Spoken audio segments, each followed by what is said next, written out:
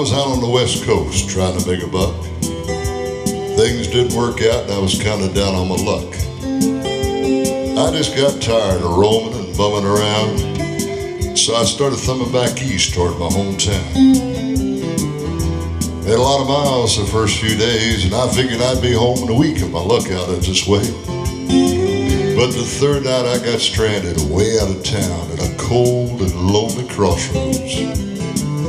That rain was coming down, and I was hungry and freezing. I'd done caught a chill when the lights of a big semi topped the hill.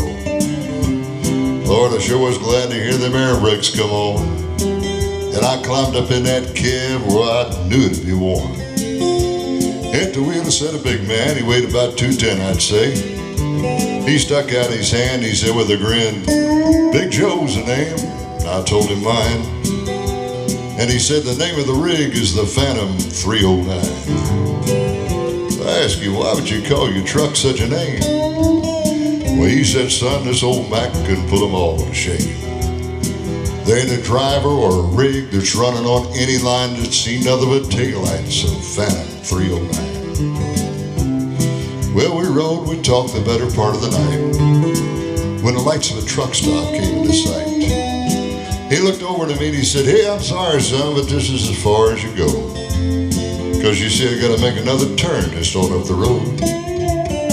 But he tossed me a dime as he pulled her down into low, and he said, "Why don't you have yourself a hot cup of coffee at old Big Joe?" Well, as Joe and that big rig roared out into the night, come to think of it, and nothing flat, he was clean out of sight. Well, I walked inside to order me a cup, and I told the waitress, "Big Joe set me up."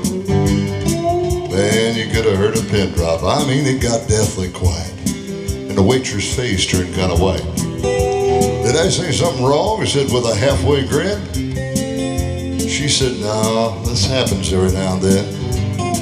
You see, every driver in here knows Big Joe." I guess I ought to tell you what happened down here. Oh, it's been about 10 years ago. Do you remember tonight at that crossroads where you flagged him down?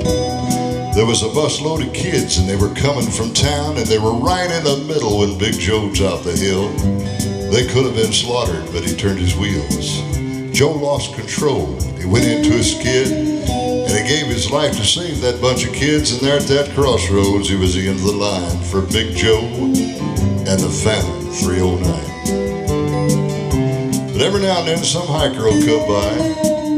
Just like you, Big Joe will give him a ride. "Here, have another cup."